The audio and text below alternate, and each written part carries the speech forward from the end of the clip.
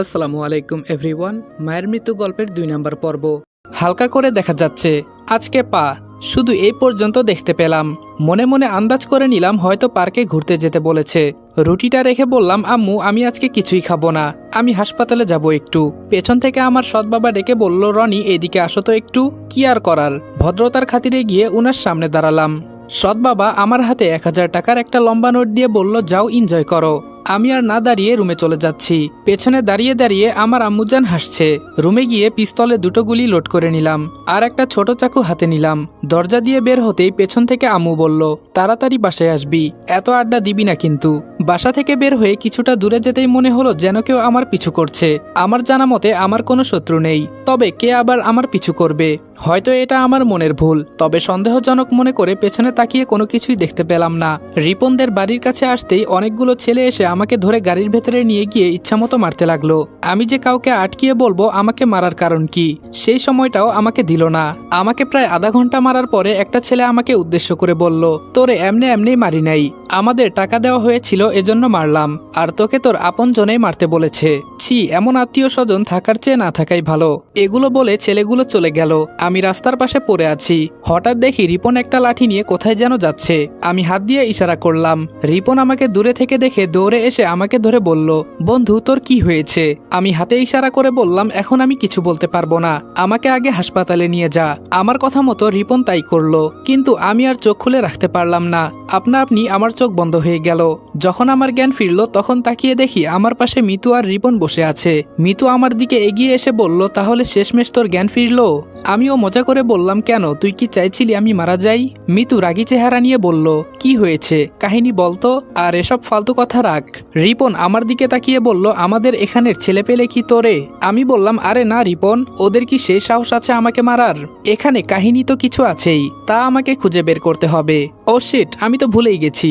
রিপন আমাকে একটা সাহায্য করতো। রিপন বলল, বল কি করতে হবে।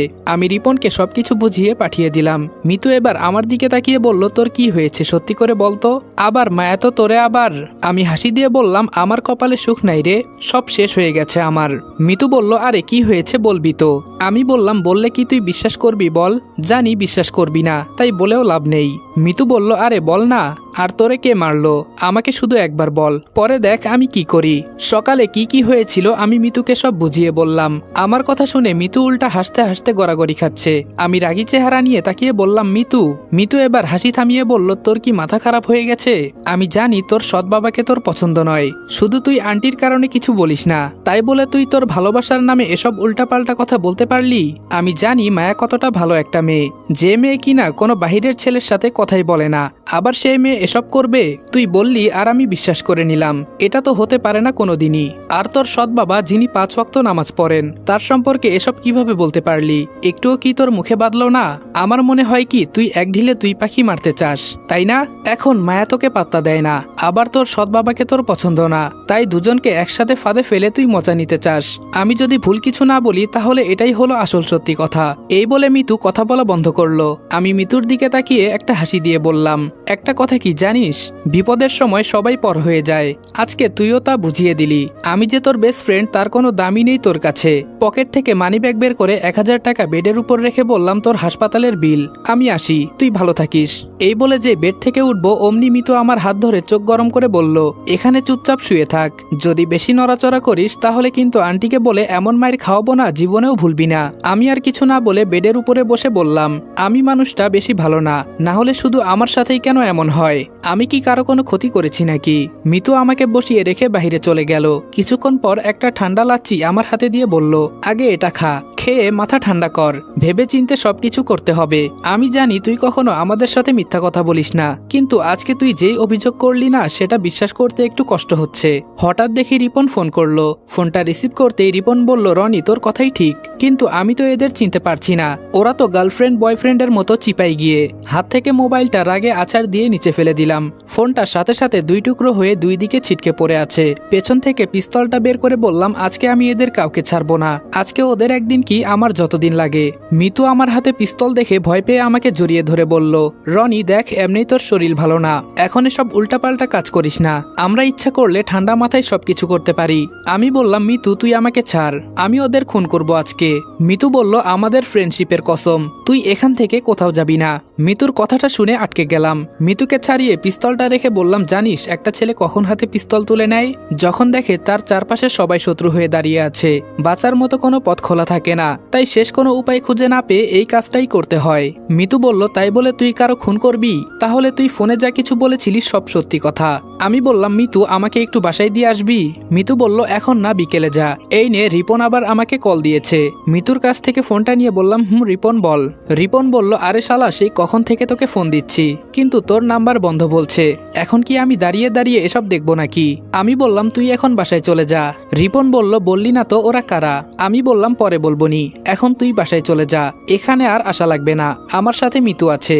রিপন বলল, আচ্ছা তাহলে আমি গেলাম। আর তুই বললি না তো তোকে কে মেরেছে? ঠিক আছে, বলাও লাগবে না, আমি সবকিছু খুঁজে বের করে নিব। এই বলে রিপন ফোনটা কেটে দিল। মিতু আমাকে আবার প্রশ্ন করলো, কিরে কি বলল রিপন? আমি বললাম, কিছু না। মিতু বলল, রাগ করলি আমার উপর? আমি বললাম, এখানে রাগ করার কি আছে? এবার মিতু আমার গাল টেনে বলল, আরে আমি তো মজা করছিলাম। আচ্ছা এখন বল, তাহলে তুই এখন কি করতে চাস?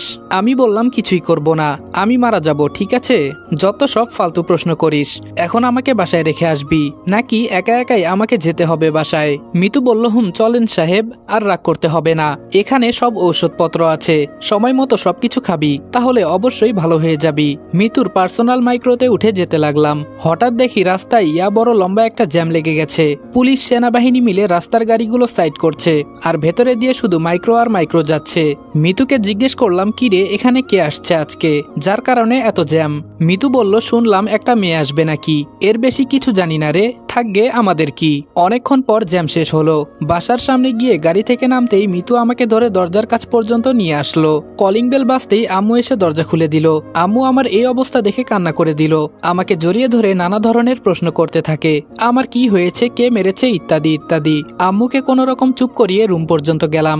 বিছানার উপর শুয়ে পড়তেই আম্মু মিতুকে বলল, আমার এসব কি করে হলো?